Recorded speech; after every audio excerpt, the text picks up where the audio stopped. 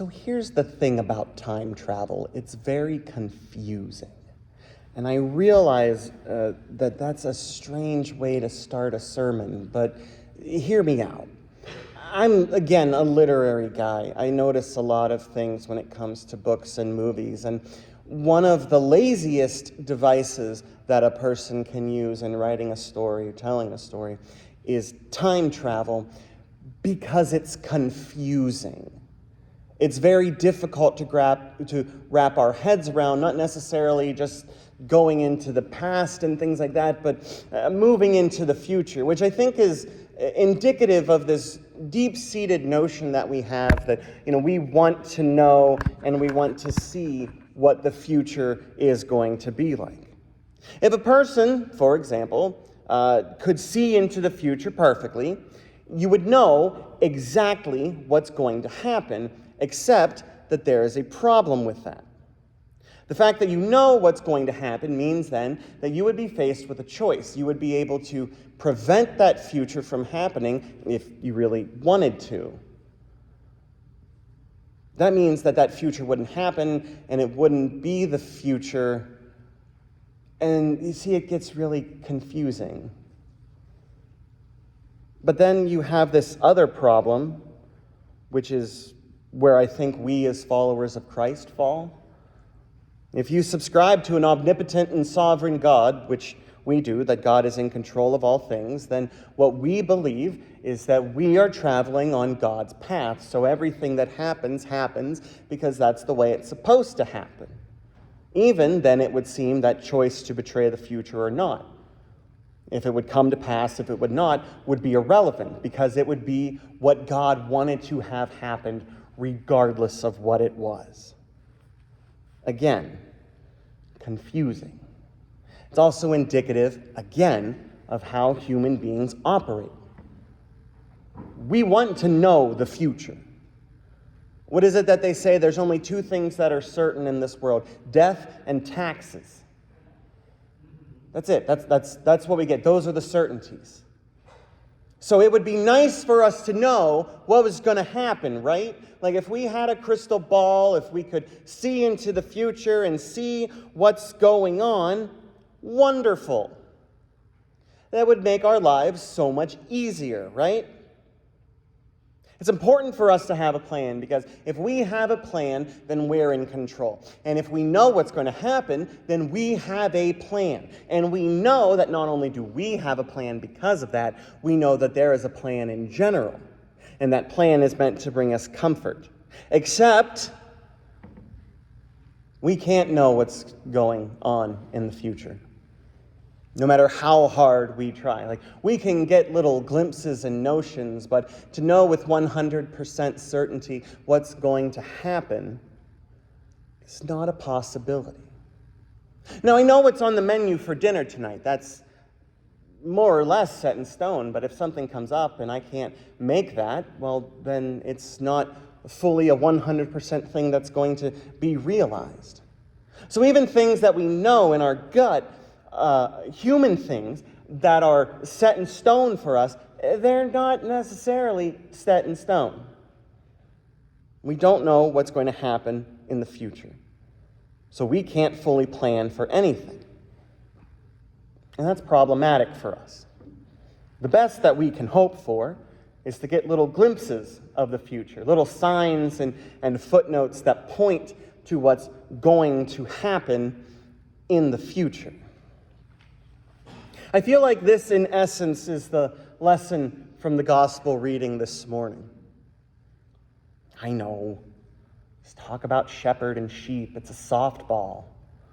Except that if we do that, we're not challenging ourselves and we're not growing.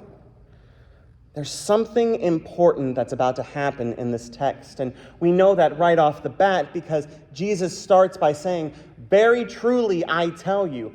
This is a very nice way that Jesus uses to say, guys, listen up, this is important.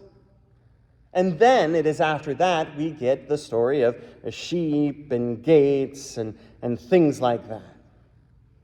People are geared up to hear this, and while this is important, what does he do? Metaphors. which are always difficult to comprehend sometimes. He speaks very plainly, confusingly, in metaphors. Sheep, gates, all of this stuff. Some people, bandits and thieves, that are trying to come in and steal and kill and destroy the sheep, so you have to listen to the shepherd. Okay, that's a nice story. That's logic, right? That's logical because you know that a shepherd has to take care of a sheep. But what exactly does this mean? And the disciples, rightly so, are slightly confused by this. And so he explains. Very truly, I tell you. Okay, guys, listen up again. I am the gate for the sheep. Which is also confusing because he's also identifying as the shepherd. So how can a shepherd be both the shepherd and the gate? Because when we think of gates, we think of solid wooden structures, except for the fact that shepherds, these pins that would have been used at this time, shepherds were physically in the opening of the gate. It's like when you try to block something from going through a door. That's what a shepherd did. So they acted as the entry point and the exit point for all of the sheep so that things trying to come in, they could prevent if they weren't supposed to be in there, and they could keep the sheep inside if they were supposed to be inside. It's a very important role that Christ gives to himself. He protects the sheep. People who hear Christ's voice are his sheep. They respond to his voice. The others, they don't belong to him.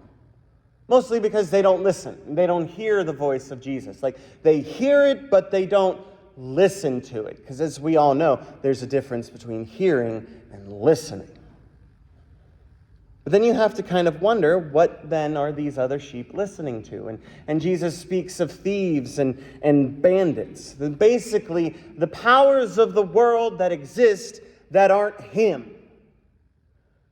And it kind of makes sense. After all, can we really trust everything in this world with 100% certainty? The answer is no, because we don't know the future. I can prove this to you in a very real and very painful example. If you have ever believed with 100% accuracy that a politician is going to do 100% of the things that they promised they were going to do, there you go. They don't. I know, shocking, right? But what it stands to show is that people, while semi-trustworthy in a sense, because the issue is one that we're just all marred by sin, people have this tendency to not do the right thing. On a grand scheme, on a grand timeline of things, the only true reliability, the only true constant in the world is Jesus Christ. The speed of light is the universal constant, right? This is what Einstein said. E equals mc squared. C is the constant. The constant is the speed of light. It doesn't change. It's fastest thing in the universe, except for then they discovered neutrinos that can kind of move a little bit quicker than light. So that's a thing that happened in the material world. So it would seem then that we have to think about what we're listening to. We have to think about what we're putting our faith in. Now, I'm not saying that we should not trust anybody. I don't believe that at all. We should have trust in people, but understand ultimately what Jesus is saying here. True peace, life eternal, all of that stuff is found nowhere except through Jesus Christ. That's the breaks. It's not going to be a pop star, a politician, anybody that is going to give you eternal life and eternal happiness. It does not work that way. They don't care. And I don't mean that they don't care in like a mean and nasty way. It's just they have their own agendas, because that's what people have, are agendas. And usually those agendas can sometimes be self-serving. So we have to be careful who we listen to. And the only way to get through anything in the world is to follow Jesus. And what he is saying here is, look, eventually everything's going to be fine. The powers of this world and its leaders will only break your heart and lead you to your own destruction. But if you follow me, you will have life eternal. The thief comes only to steal and to kill and to destroy. I came that they may have life and have it abundantly. Long term. So what this means is relax. Everything's going to be fine, right? We don't have to worry about things right now. We don't have to panic. We don't have to fuss, because eventually every little thing is going to be all right. Yes, but there are two problems with this. The first is, if we take it to the extreme, we risk throwing this world away. Well, nothing matters here and now because eventually things are going to be fine. We could trash the earth, we can be mean and nasty to people because eventually everything's going to be fine and it's going to work out for the best. We can do anything we want to achieve our goals because it does not matter, because the ending's written and everything's going to be fine. Wonderful. Except it's not. I have been a long-suffering Browns fan. And, so here's the problem. They have a tendency in the draft to ignore what they have now. They have a tendency sometimes to go after the bright, shiny new toy instead of working with what they have. They have this idealized future in their minds, and they're going to go for that. This is also, I should say, probably like the most political I'll ever get behind the pulpit, because it frustrates me that they are leveraging what they have now for something in the future that they may or may not get. So they completely rewrite the team almost year after year after year. And for what? Because they think eventually we're going to hit the right nail on the head and we're going to get what we want, except they don't, because they're ignoring what they have. We can't ignore what's right in front of us. That's not how this works. Things happen in this world that affect us. Yes, everything will be fine, but that doesn't mean that right here, right now, is not important to us. The now is important to us too. It's not the only thing we can think about, because again, we have to have our eyes on the prize at the end, right? We have to know where we're going. But in order to get there, we have to go through now, because that's how time works. You're not there yet, you're here. So we have to focus somewhat on the here and the now. And the second problem with this is that it doesn't help us in the short term. If we focus too much on the future, that negates everything that we're going through now. Thinking about the future is good and proper, but again, we aren't there.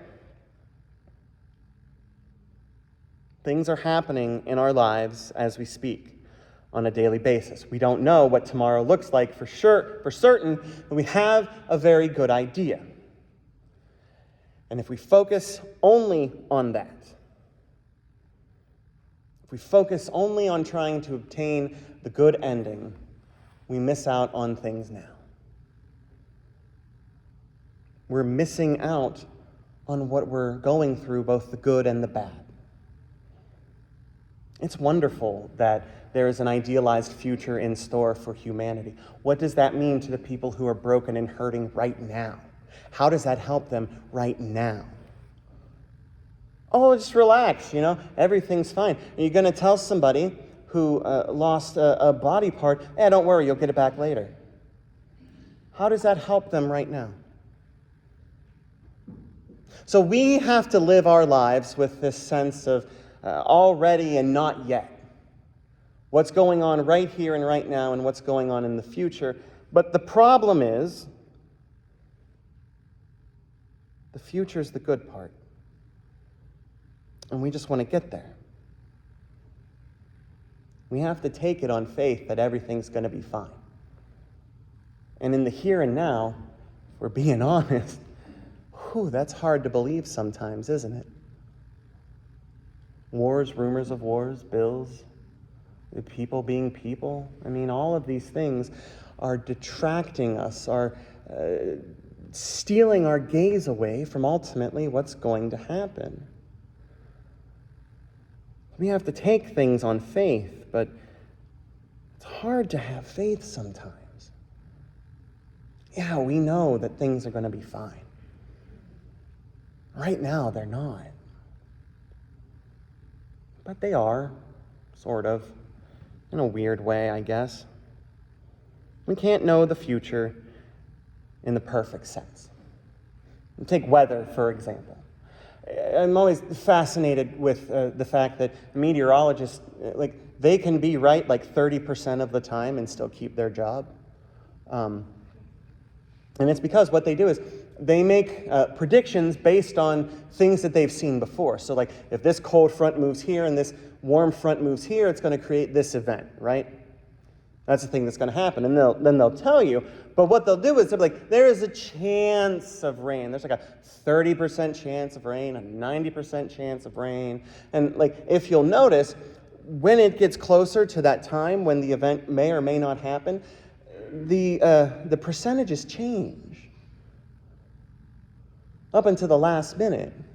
I had an alert on my phone a little bit ago, hey, it's going to rain. It's going to start raining at this time. And when it doesn't, what happens then? If it's a little bit late, if it's a little bit early, does that mean that it was wrong? No. It means that it does the best that it can with what it has. Based on what people see is what people are going to base their predictions on. And if we want to see the good ending now, we can. And it's what Acts looks like. The apostles in Acts today show us what a Christ-centered community looks like. Community based on the good news of Jesus Christ. It's right there, verse 242. The very first one. They devoted themselves to the apostles' teaching and fellowship, to the breaking of bread and the prayers. That's what they did. And they go on a little bit to expound upon this, what this means. Everyone's super impressed with the apostles. They're not only living the life, but they're doing these great things, right? Miracles, healings, this, that, and the other thing. All these big, important things that are going on and happening. And why? Because they're living together, focused on Christ. All who believed were together and had all things in common. They would sell their possessions and goods and distribute the proceeds as any had need. They spend time together worshiping together. They spend time together fellowshipping together. They spend time together praying together. All of these things are what they are doing. They are living as a community bound in the love of Christ. That's where we're headed, guys. That's what the end game is. We talk about the wedding feast of the Lamb and this, that, and the other thing. This is it. This is what it looks like. People say, oh, what's heaven like? Well, mansions and gold streets. None of that matters. What it matters is we're going to just be hanging out with God and having a great time because everybody actually cares about everybody. We look out for one another. We love one another. We worship God together. All of the good stuff. It's this idealized thing. And the apostles are modeling that right here, right now, so the people can look at it and say, I want that. I want that right now, and I want that long term. The peace eternal that comes through going through the gate known as Jesus Christ. Wonderful.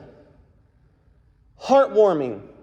Touching, and ultimately unsustainable. Not long term, but here and now. Community is a beautiful thing. What they're showing, what they will happen, the eating together, all of this stuff, it's wonderful. Until you keep reading. One of the very next stories is Sapphira and Ananias. It's a story of underhandedness. It's a story of greed. It's a story of lying from the flock itself. And you have to stop and think, what are you supposed to do with that? Everything was so happy. Everything was fine, and it was perfect, and somebody had to come along and screw it up. What that does is it knocks us down. It starts to chip away at the image of what we have waiting for us.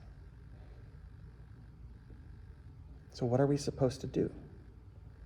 Humanity, it seems, always comes back into this world. We can't shake people being people. So we have to look. We have to see images of the kingdom here and now, because here's the thing, that's what Jesus said. The kingdom of heaven is in your midst now. You just have to see it. I can reasonably predict the ending to most stories that I read. It's why I'm not fun to watch movies with. Because sometimes I'll be like, yeah, that was pretty predictable. Like, I know in the first 5 minutes, if it's like a monster movie or something, what's gonna be used to defeat the monster at the end. And I'm like, yeah, it was predictable. Like, it was telegraphed a mile away. And if you know what you're looking for, you can see it. Yes, there is pain and there is hurt in this world. There's also good. Those times that we share together, when we lift one another up, when we care for one another, that is a foretaste of the kingdom now. It is not the perfect, crystal clear image from your crystal ball that you would like. It's because we're not there yet. We're not at the end. Nothing is going to be perfect until the end. What it does right now, if we train ourselves to look and see what God is doing, what Christ has done, and what God is doing through us, binding us together, if we train ourselves to look and see for that, it will give you the most powerful ability in the world: hope.